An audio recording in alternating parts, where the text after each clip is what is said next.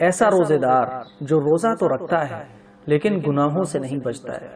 نمازیں نہیں پڑھتا ہے، اللہ تعالیٰ نے جو چیزیں حرام قرار دی ہیں ان حرام چیزوں سے نہیں بچتا ہے، ایسا روزے دار وہ ہے جس کے روزے کو اللہ قبول نہیں فرماتا ہے۔ حضور اکرم صلی اللہ علیہ وسلم کا مبارک ارشاد ہے کہ بہت سارے روزے دار ایسے ہیں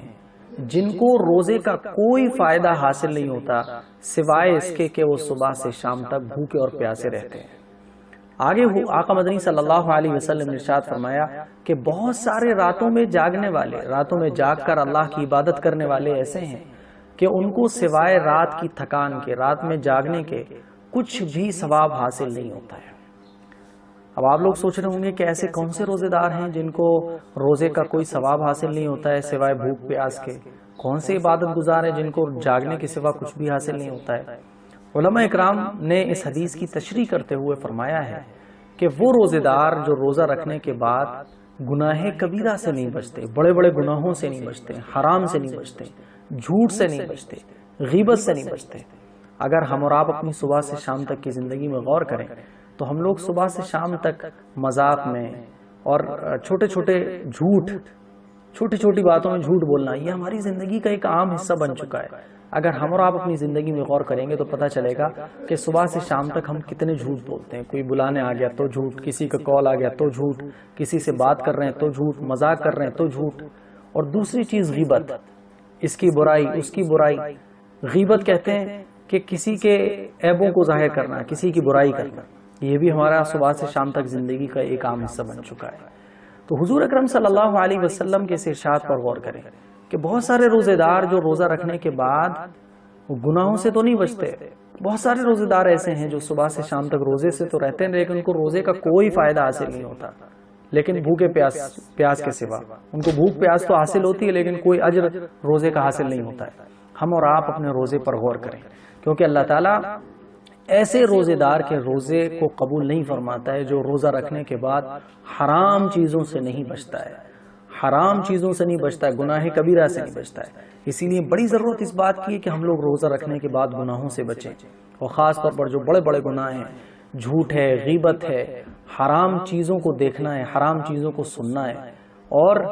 کسی کو تکلیف پہنچانا ہے، یہ گناہ ایسے ہیں جو بڑے بڑے گناہ ہیں۔ حرام چیز کو کھانا ہے تو روزہ رکھنے کے بعد ان چیزوں سے بچنے کی کوشش کریں،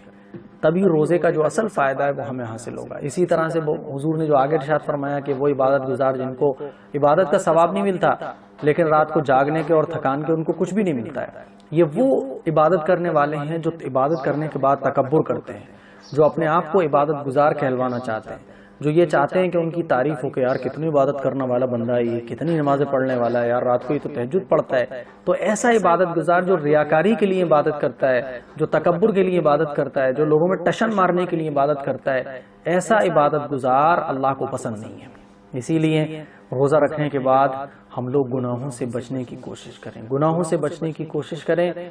اگر گناہوں سے ہم روزہ رکھنے کے بعد نہیں بچیں گے تو پھر ہمیں روزے کے جو فائدے ہیں، روزے کا جو اجر و ثواب ہے وہ ہمیں حاصل نہیں ہوگا۔ وہ الگ بات ہے کہ فرض ہمارے اوپر سے اتر جائے گا، لیکن اللہ جس روزے سے خوش ہوتا ہے وہ روزہ وہ ہے جو گناہوں سے پاک ہو۔ روزہ رکھنے کے بعد ہماری گناہوں سے زندگی محفوظ رہے، روزہ رکھنے کے بعد ہم حرام سے بچ کر پورا دن گزاریں، رمضان کا پورا مہینہ گناہوں سے بچ کر گزاریں، تب ہمیں روزے کے فائدے حاصل ہوں گے۔ اور وہ روزہ جس پر اللہ نے فرمایا ہے کہ روزہ میرے لیے ہے اور میں روزے دار کو اس کا بدلہ خود دوں گا۔ اللہ نے ہر چیز کا ثواب بتا دیا، نماز کا اتنا ثواب، سچ بولنے کا اتنا ثواب، صدقہ دینے کا اتنا ثواب، لیکن روزے کی جب باری آئی تو اللہ نے فرمایا روزہ میرے لیے ہے اور روزے کا بدلہ میں خود دوں گا۔ بعض علماء نے ایک حدیث یہ بھی بیان فرمائی کہ روزے کا بدلہ میں خود ہوں۔ اندازہ کریں کہ روزہ کتنا عظیم الشان ہے۔ اس لیے بڑی ضرورت ہے کہ ہم لوگ روزہ رکھنے کے بعد گناہوں سے بچنے کی کوشش کریں۔ اللہ تعالی ہم سب کو گناہوں سے بچ کر تقوی کے ساتھ رمضان کا پورا مہینہ گزارنے کی توفیق عنایت فرمائے۔ السلام علیکم ورحمۃ اللہ۔